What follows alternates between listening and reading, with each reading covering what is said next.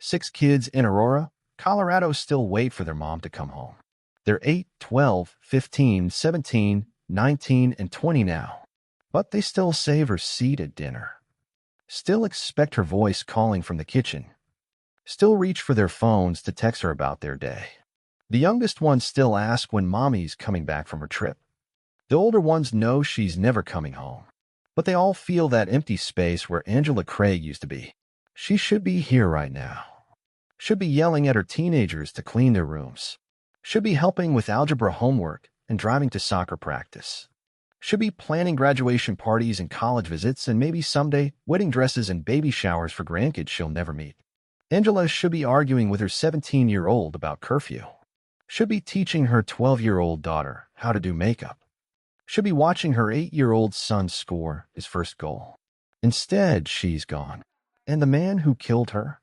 He used to kiss her goodbye every morning after watching her drink poison. Angela Craig trusted the wrong person.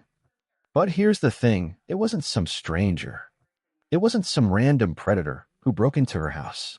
It was her husband, the father of her children, the man she'd been married to for 23 years. The man who built a business with her, raised 6 kids with her, went to church with her every Sunday. The man who promised to love her in sickness and in health became the sickness that killed her. And he did it slowly, methodically, day after day, breakfast after breakfast, kiss after kiss goodbye. Angela died because she loved someone who saw her as nothing more than a problem to solve, a financial burden to eliminate, an obstacle between him and his new life with his girlfriend. She died because she trusted the person who should have protected her most. This is exclusive footage from inside the Craig family kitchen. You're watching James Craig mix up what looks like a normal protein shake. Just a husband making breakfast for his wife. Look at him. Watch how careful he is. How methodical. This isn't some moment of rage. This is routine. Listen, that's Angela in the background. She's sick. Really sick.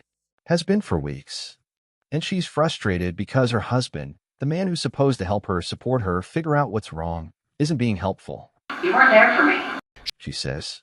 She had no idea. Her cheating husband was standing right there, measuring poison into her breakfast. The man she trusted with her life was taking it away, one sip at a time. That protein shake? It was loaded with cyanide. Angela thought James was taking care of her. For weeks, he made her these shakes. Added the protein powder she liked. The almond milk. A banana for sweetness. And just enough poison to kill her slowly. Watch his face. There's no emotion. No hesitation. This is a man who's made peace with murdering his wife. This is a man who's planned this moment down to the last detail. She told her sisters she felt like she was dying. She was right, but she thought it was some mystery illness. Some terrible luck. Cancer, maybe. Or some rare disease the doctors couldn't diagnose. It wasn't luck. It wasn't disease. It was murder. And the killer kissed her goodbye every morning after watching her drink her dose of death. Angela would text James from work, "I feel so sick. Something's really wrong with me." And he'd text back with fake concern, fake love, fake worry. All while planning her next dose. She'd come home from the hospital after 5-day stays, weak and confused, and James would hold her, comfort her, tell her everything would be okay, that they'd figure out what was wrong. Then he'd make her breakfast the next morning. With poison. How do you live with yourself like that? How do you look at someone you once loved and decide they need to die? How do you watch them suffer and pretend to care? How do you tuck your kids into bed at night knowing you're orphaning them? Before I tell you how this happened, how a mother of 6 became the victim of the most calculated murder Colorado has seen in years, I need you to do something. If stories like Angela's matter to you, hit subscribe. Every subscription helps us reach more people who might recognize these warning signs in their own lives. People who might be living with their own version of James Craig right now. And tell me in the comments where you're watching from. Because this didn't happen in some far-off place. This happened in a nice suburb with good schools and friendly neighbors. This happened to a family that looked just like yours might. This could happen anywhere. To anyone. And someone watching this right now might need to hear Angela's story to save their own life. Angela Craig died because she loved someone who didn't love her back. She died because she trusted someone who saw her as nothing more than a problem to solve, a loose end to tie up, an insurance payout waiting to be collected. And she died because she never saw it coming. Because the warning signs looked like love. The red flags looked like breakfast in bed. To understand how someone becomes capable of poisoning their own wife, you need to meet the woman whose only mistake was believing in the good in people, even when those people didn't deserve it. Angela Dawn Prey grew up in Dodge City, Kansas. Population 27,000 on a good day. The kind of place where the biggest excitement is high school football and the annual county fair. She was the youngest of 10 kids. 10. Can you imagine the chaos in that house? But also the love, the protection, the way those older siblings looked out for their baby sister. Angela was the one who got out. Not because she didn't love her family, but because she had dreams bigger than Western Kansas could hold. At 20, she met James Craig and saw her future. He was 23, studying dentistry in Missouri, had big plans, talked about building something together in Colorado, where the mountains met endless blue skies and opportunities. She believed him, believed in him, believed they were going to build something beautiful together. They married December 18, 1999. Angela thought she was getting a partner for life, someone who'd build dreams with her, not destroy them, someone who'd love her through everything life threw at them. She was wrong about James, but she wasn't wrong about Colorado. She found her home there, her community, her purpose, just not with the person she thought she'd share it with. And for a while it worked, at least on the surface. James opened Summerbrook Dental in Aurora in 2005. Nice office, modern equipment, the kind of place that attracted patients who wanted cosmetic work, who had good insurance, who could pay full price. But while James fixed teeth, Angela fixed everything else. She ran the marketing, handled patient relations, managed the books, dealt with insurance companies and supply orders and the 1,000 little things that keep a business alive. Employees called her the heart of the practice. She made nervous patients feel safe, had this way of talking to people that made them feel heard, turned first-time visitors into regulars who requested her specifically when they called to book appointments. She was also raising 6 kids, 6, while running a business, while being a wife, while somehow making it all look easy. Soccer games and school plays and parent-teacher conferences. Sunday dinners that took all day to prepare. Birthday parties where every detail was perfect because Angela wouldn't have it any other way. The family photos looked perfect. Skiing trips to Breckenridge. Hiking in Rocky Mountain National Park. Church events where they looked like the ideal Christian family. James in his suit, Angela in her dress, 6 well-behaved kids lined up like stair steps. Angela made it all work. The business, the kids, the image of success, the appearance of happiness. But appearances can lie. And James was already breaking the rules. Angela's sisters knew the truth long before Angela was ready to admit it. Tony Kofod and Catherine Prey watched their little sister's marriage crumble from the inside while she tried desperately to hold it together. James cheated, started right after the wedding, and never really stopped. Affairs that lasted months, sometimes years. Business trips that weren't really business trips. Late nights at the office that weren't really work. He broke her heart over and over, Tony said later, her voice steady but her eyes filled with pain. And she kept letting him. But Angela always forgave him, always gave him another chance, always believed this time would be different. Her faith taught forgiveness. Her kids needed stability. And maybe she thought if she loved him enough, if she was patient enough, if she was good enough, he'd stop hurting her. She never stopped trying to rebuild trust, her sister Catherine testified later. Even when it was killing her inside. That's the thing about people like Angela. They love hard. They believe in second chances, third chances, 10th chances. They see the good in people even when there's not much good left to see. James counted on that, counted on her forgiveness, counted on her faith, counted on her unwillingness to give up on their family. He used her best qualities against her. By 2020, the perfect life Angela had worked so hard to build was starting to crack. The dental practice was struggling. The pandemic hit small businesses hard, and dental offices were especially vulnerable. People weren't coming in for routine cleanings. Elective procedures were canceled. Income dropped while expenses stayed the same. James's business filed for bankruptcy. Over $2 million in debt. The American dream Angela thought they were building together was crumbling. But Angela didn't give up. She never gave up. Instead, she did what any responsible mother would do. She planned for the worst while hoping for the best. She got life insurance. $3.4 million worth. Named James as the sole beneficiary. Prosecutors would later call it a death warrant signed by love. Angela thought she was protecting her children, making sure they'd be taken care of if something happened to her. She had no idea she was giving James a reason to make something happen. The woman who'd spent 23 years forgiving him had just handed him 3 million reasons to stop asking for forgiveness. Parents watching this, can you relate to that? The way Angela kept trying for her family? That willingness to forgive someone who keeps hurting you? That instinct to protect your children, even when protecting them means putting yourself at risk? Share your thoughts in the comments.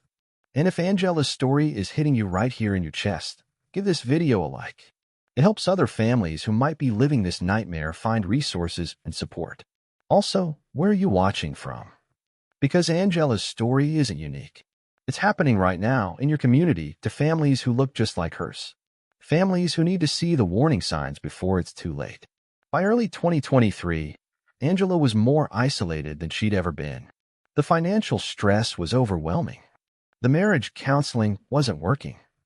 James was becoming more distant, more cruel, more careless about hiding his affairs.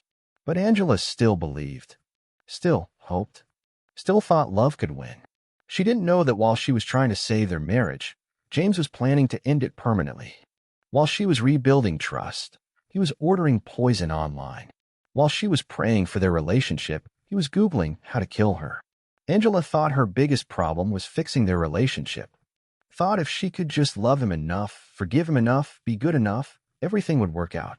She didn't know her biggest problem was the man making her breakfast every morning. The man who kissed her goodbye.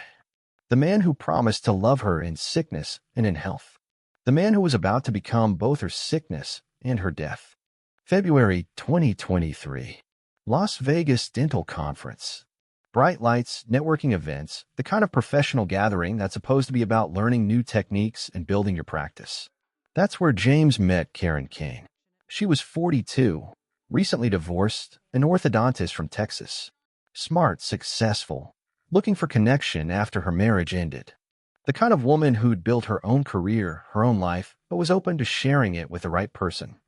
James Craig was not the right person, but he was very good at pretending to be. He was 46, charming in that practiced way that successful men often are. Polished, attentive, full of compliments and stories that made him seem vulnerable, available, ready for something real. He told her his marriage was over. Said he and Angela lived separately. No kids at home anymore. Just a man ready to start fresh with someone who understood him. Karen believed him. Why wouldn't she? He seemed genuine. Seemed hurt by his failed marriage, but hopeful about the future. Seemed like a good man who'd been through a rough patch and was ready to love again. He said they were basically roommates, she told ABC News later, tears streaming down her face. He made it sound like the divorce was already happening. Like it was just a matter of paperwork. Within days, they were texting constantly, planning visits, talking about their future together. James was spinning this whole fantasy about their life while Angela was at home, taking care of their 6 kids and running the dental practice that kept food on their table. Karen had no idea she was dating a married father. And she definitely didn't know she was about to become his alibi for murder. While James was sweet-talking Karen with visions of their future together, he was using his office computer to research murder. The search history from Summerbrook Dental tells the whole story. And it's chilling. How many grams of pure arsenic will kill a human? Is arsenic detectable in autopsy? How to make murder look like a heart attack. Undetectable poisons that show no signs of foul play. He even watched YouTube videos. Top 5 undetectable poisons that show no signs of foul play. Like he was shopping for a new car or researching vacation destinations. Under the alias Jim and Waffles, seriously, that's what he called himself, like this was some kind of game, James ordered arsenic metal from Amazon. He also arranged to get potassium cyanide shipped to his dental office. When staff asked about the chemicals, he said they were for procedures. Dental work. Perfectly normal for a dentist to have these things. Caitlin Romero, who worked at the practice, saw the cyanide package arrive on March 13th. She thought it was weird. The labeling was strange. The timing felt off.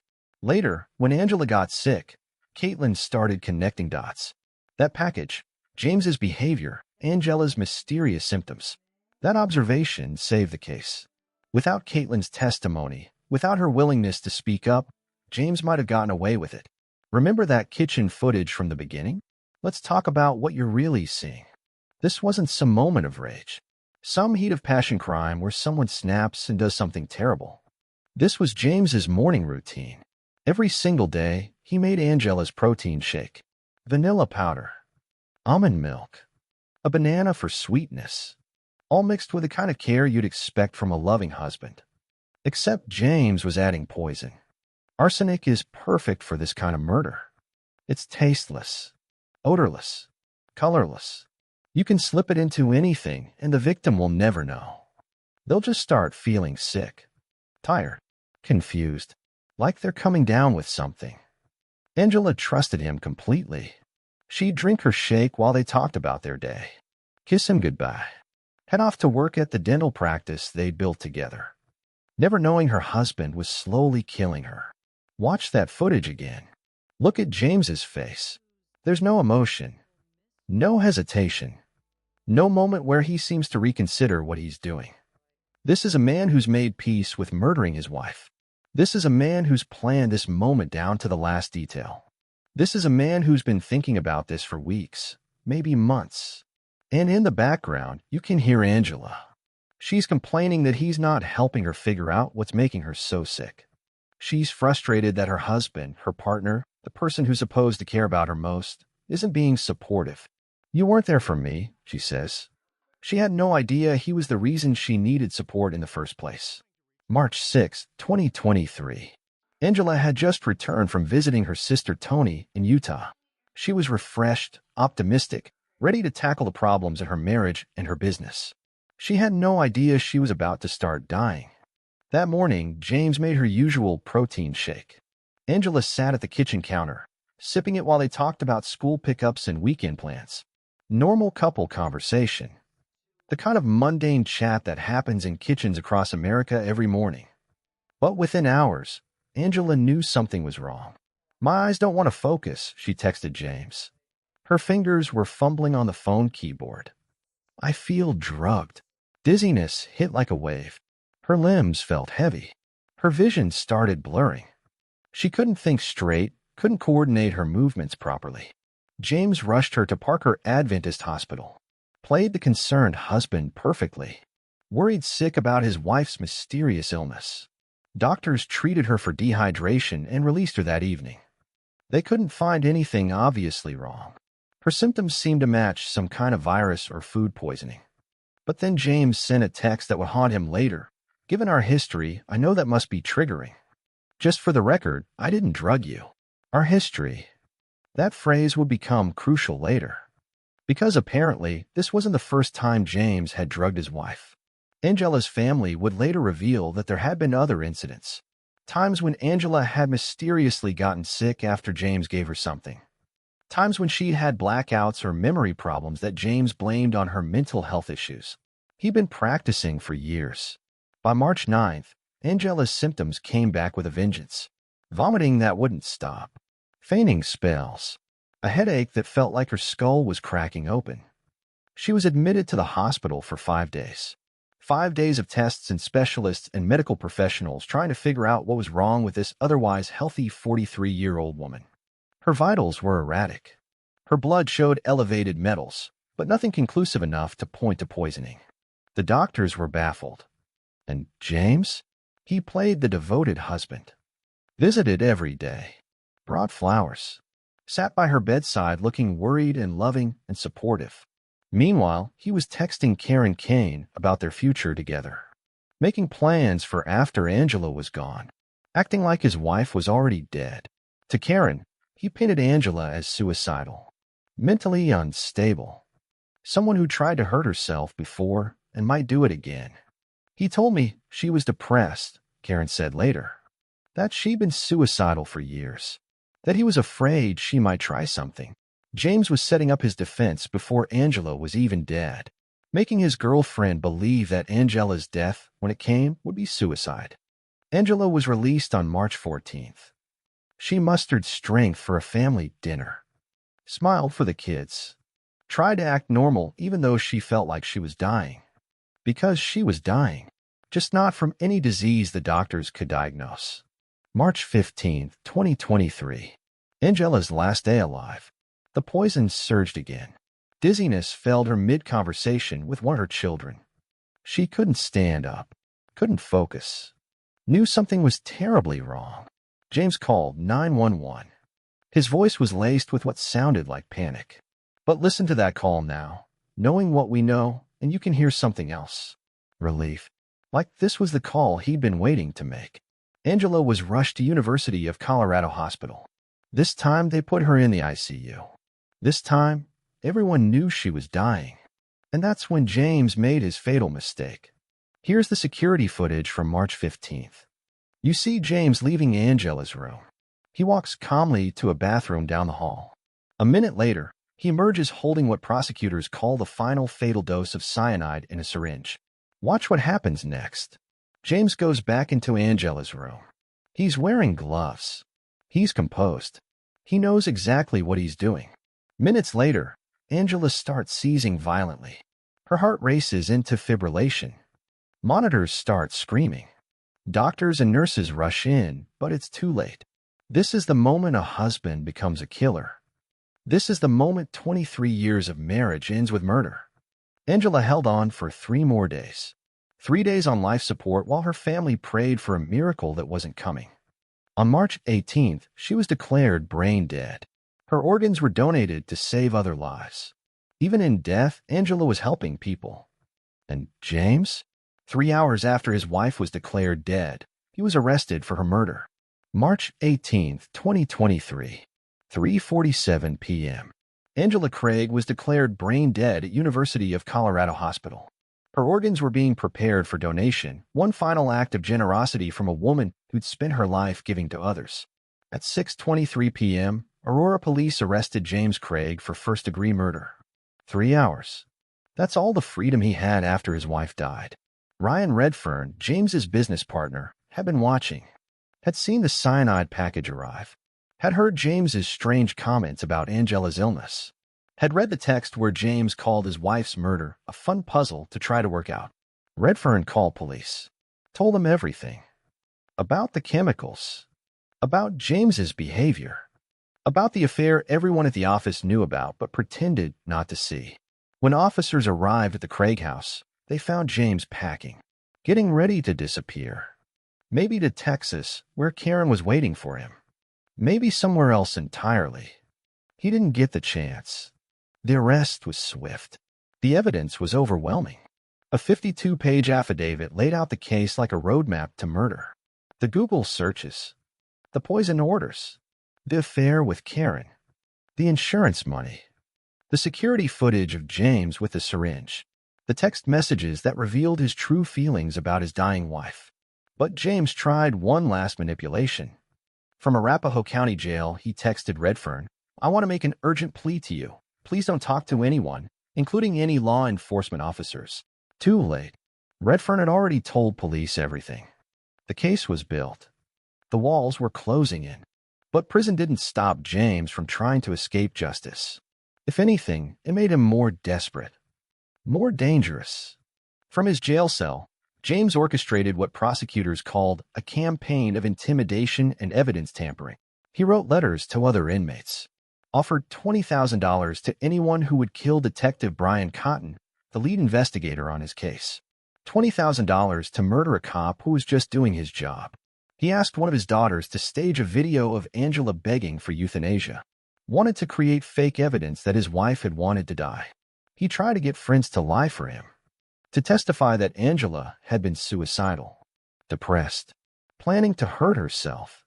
He even tried to get inmates to fabricate evidence of a suicide pact between him and Angela, as if a mother of 6 would ever agree to leave her children orphaned. Every scheme was more desperate than the last, every lie more transparent. In April 2025, 5 additional charges were filed against James: solicitation to commit murder, perjury, and evidence tampering. The man who'd killed his wife was now trying to kill the detective investigating her murder. July 2025, Arapahoe District Court in Centennial, Colorado. The trial everyone had been waiting for. The case that had shocked the Colorado legal community. The dentist who'd poisoned his wife. Prosecutor Michael Morrow had been preparing for this moment for over 2 years. He brought everything. 48 witnesses. Over 10,000 pages of documents. 2 terabytes of digital evidence. This wasn't just a murder trial. This was a masterclass in domestic violence prosecution. A demonstration of how predators hide in plain sight. A warning to every community that evil can wear a white coat and a wedding ring. Angela's daughters took the stand. Had to relive their mother's final days. Had to describe how she forced herself to smile for them while she was being slowly poisoned by their father. They talked about the family dinners where Angela could barely stay awake. The times she'd fall asleep sitting up. The way she kept apologizing for being sick, like it was her fault. Caitlin Romero testified about the cyanide package, about how she got sick herself just from handling office supplies James had touched, about the way the pieces started falling into place when Angela's symptoms matched her own. And then there was Karen King, the other woman, the unwitting accomplice, the person James had used to create his alibi. She had to face the truth in court, had to admit she'd been completely fooled by a man she thought she loved. He lied about everything, she said, her voice breaking. I dated a murderer. I believed a murderer. I almost helped a murderer get away with killing his wife. The defense team, led by Ashley Whittam and Lisa Fine Moses, tried everything, every desperate strategy in the book. They claimed suicide, said Angela was so heartbroken by James's affairs that she killed herself, that she somehow obtained arsenic and cyanide and poisoned herself to punish her husband. 20-some years of him cheating on Angela Craig, he broke her, Moses argued in closing statements. She couldn't take it anymore.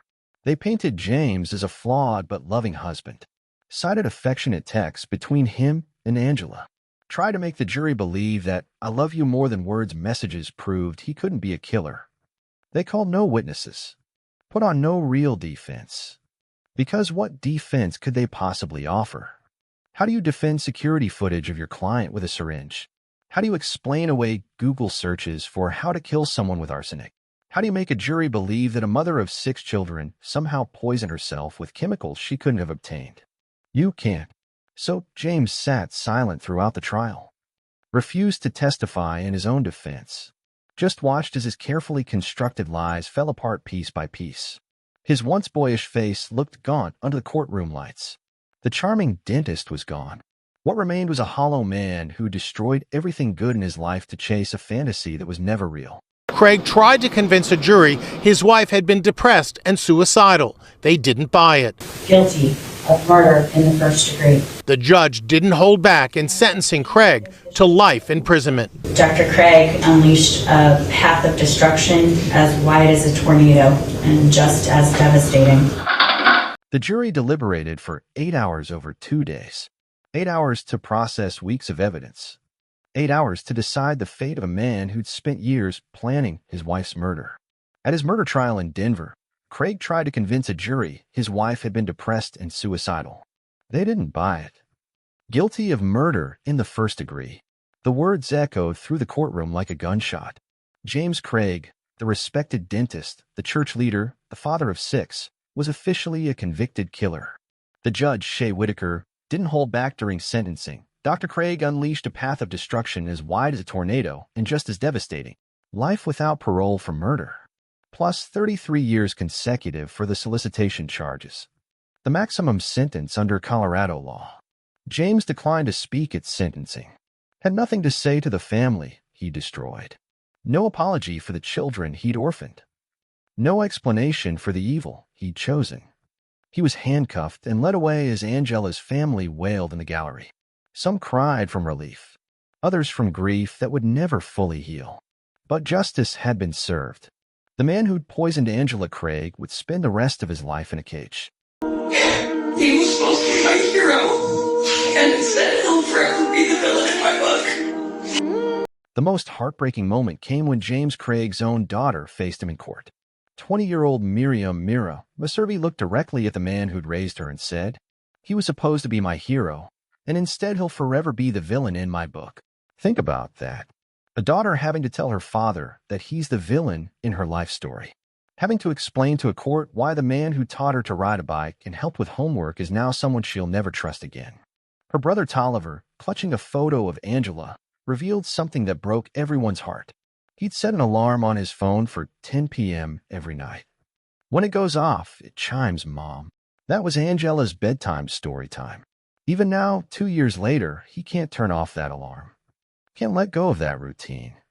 Because turning it off would mean accepting that Mom is never coming back to read him stories. Angela's sister Toni confronted James directly. Her life was not yours to take. Angela had a love and passion for life. She loved her children, and unfortunately, she loved you. Even in that courtroom, full of pain and anger and broken hearts, something beautiful happened. Angela's family hugged James's parents. They knew those people were victims too. They knew James had destroyed their lives as well. That's the kind of grace Angela would have shown, the kind of forgiveness she would have offered, even to the family of the man who killed her. James Craig didn't just kill Angela. He destroyed an entire community. Summerbrook Dental closed permanently. Patients who trusted him for years had to find new dentists. Employees lost their jobs. The building that once housed Angela's dreams now sits empty. The children's friends didn't know how to act around them. How do you comfort classmates whose dad murdered their mom? What do you say to kids whose whole world exploded in the most horrible way possible? Angela's church struggled to understand how someone they trusted, someone who'd led youth groups and organized charity drives, could be capable of such evil. But out of all that pain, something unexpected grew. Purpose. Mira, Angela's oldest daughter, has become an advocate for domestic violence survivors. She speaks at events, shares her story, helps other people recognize the warning signs that her family missed. Karen Kane, the other woman who was manipulated into James's web of lies, has also become an advocate. She talks about how predators manipulate everyone around them, how even the other woman can be a victim of psychological abuse. The Aurora community learned something crucial. Evil doesn't announce itself. It hides behind smiles and success and church attendance and professional credentials. But love? Love speaks up. Love fights back. Love refuses to let these stories disappear into silence. Angela's story didn't end with her death. It started something bigger. Her organs saved 4 different lives. Even in death, she was helping strangers. Even when her own family was shattered, she was healing other families. But her real legacy lives in the people who refuse to let her story be forgotten. In the domestic violence shelters that now use her case as a teaching tool. In the training programs for law enforcement that help officers recognize poisoning cases. In the friends and family who've learned to trust their instincts when something feels wrong. Angela's story proves that love can be a weapon when it's used against you. But it also proves that love can be a shield when the right people wield it. Her children's love for each other has kept them together. Her family's love for her memory has driven them to help others. The community's love for justice has made sure her killer will never hurt anyone again. And your love, the love of strangers who care about families like Angela's, keeps her story alive for people who need to hear it. Angela Craig's story ended with justice, but her legacy continues in every life her story might save. If this has affected you, here's how you can honor Angela's memory. First, subscribe to this channel. We're building a community that believes every victim deserves dignity and justice. Every subscriber helps us reach more people who might recognize these warning signs in their own lives. People who might be living with their own version of James Craig right now. Second, give this video a like. It tells the algorithm that stories like Angela's matter. That helps us reach the exact person who might need to see this. Someone who's being isolated. Someone who's being told their concerns are crazy. Someone who needs to know they're not imagining the danger.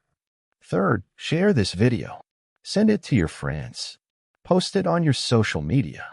Talk about it with people in your community. Someone needs to see Angela's story. Someone needs to understand that domestic violence doesn't always look like bruises and black eyes. Sometimes it looks like breakfast in bed. And tell me in the comments, where are you watching from? Because this could happen anywhere. To anyone. Your awareness could save a life.